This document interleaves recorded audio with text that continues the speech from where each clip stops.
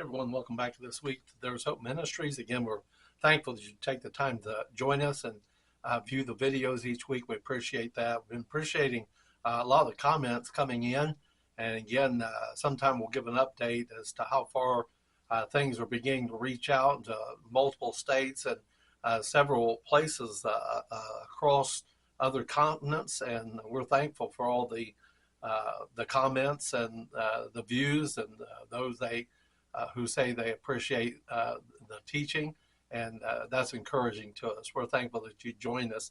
Again, we're in a study of the attributes of God. We've been looking at the Psalm 139, and I want to continue that this week with the third attribute. Remember, last week I explained an attribute is a quality or property or unique characteristic of something.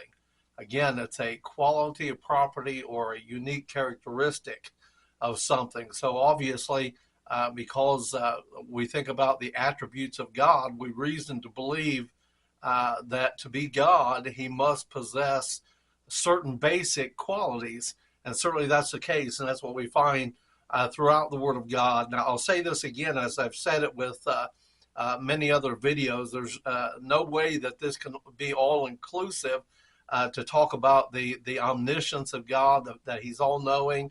Last week, the omnipresent God, he's everywhere at the same time. And this week, the Omnipotent One, which we understand that he has all power, he possesses all power. Of course, we'd understand to lack, if God would lack any power, he could not be God. So that's our study for this week. Again, the Omnipotent One, and that's the third characteristic we find out of the Psalm 139. I want to read a few verses there and explain some of the words in those verses. Psalm 139, beginning with verse 13, says this: "For thou hast possessed my reins, thou hast covered me in my mother's womb. I will praise thee, for I am fearfully and wonderfully made. Marvelous are thy works, and that my soul knoweth right well." It goes on to say in verse 15, "My substance was not hid from thee, when I was made in secret and curiously wrought in the lower parts of the earth." And verse 16 says, "Thine eyes did see my substance, yet being unperfect, and in thy book all my members were written, which in continuance were fashioned, when as yet there was none of them." So here we find again the psalmist in writing here in this psalm points out and acknowledges several attributes of God, and that's what we've studied over the last several weeks, which brings us to this third week here. And again, that's that God is omnipotent.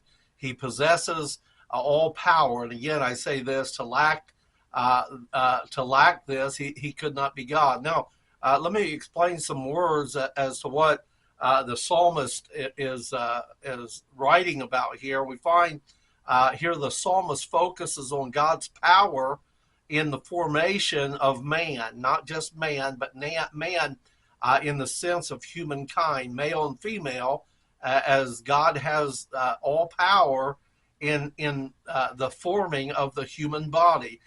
Think about the words there that the psalmist wrote in verse 13.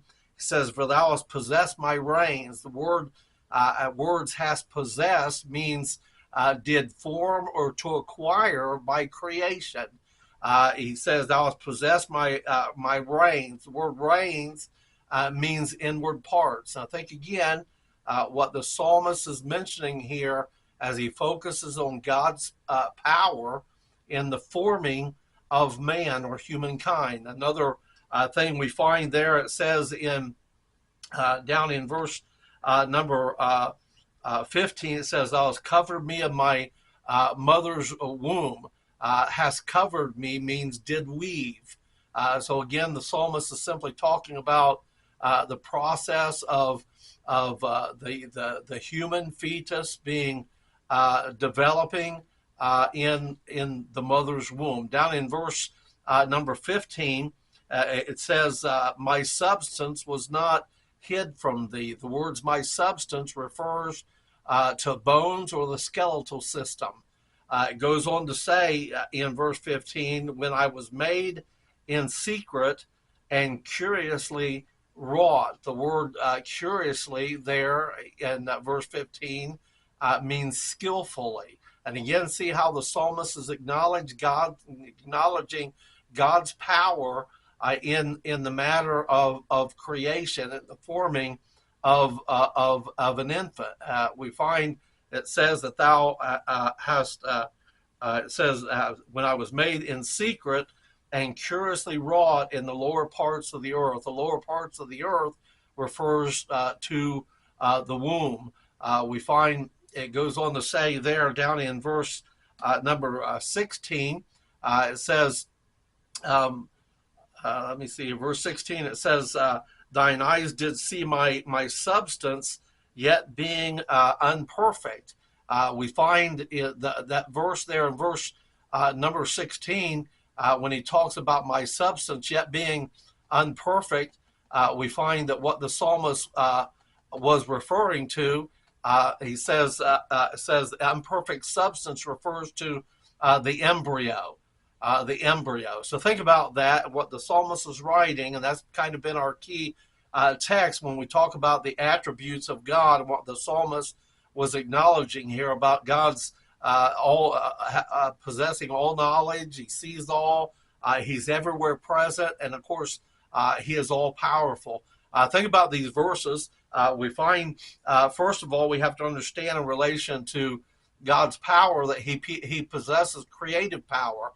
We understand that from Genesis chapter 1, verse 1. It says, in the beginning, God created the heaven and the earth. He possesses creative power. We also understand he possesses and exhibited speaking power. In Genesis, again, in relation to the creation, in Genesis chapter 1, verse 3, it says, and he said, let there be light, and there was light. So we find that not only does he possess creative power, but he speaks and exhibited speaking power there in relation to the creation of the world.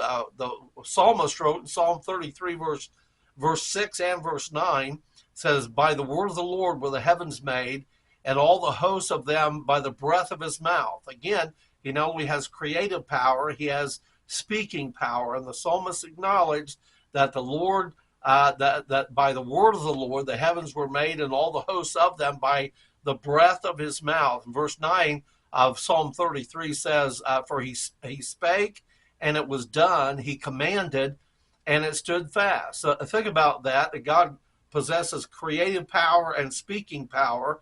We understand in contrast, man makes things out of existing materials, but God creates out of non-existent materials, objects that are good and perfect. We know in line with the creation in Genesis chapter 1, verse 4, verse 10, verse 12, and on, when it talks about each day God created, what did it follow up with?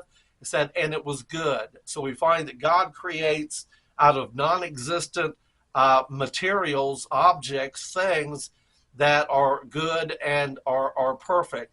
Think about what Job came to understand. Job, speaking with God in Job 42, verse 2, says, I know that thou canst do everything, and that no thought can be withholden from thee. Now think about that. Job says, I know that thou canst do everything. That's the all power of God. He's the omnipotent, the all powerful God. So we understand what Job came to understand in his life is that God is always in control of things, even when it appears he is not.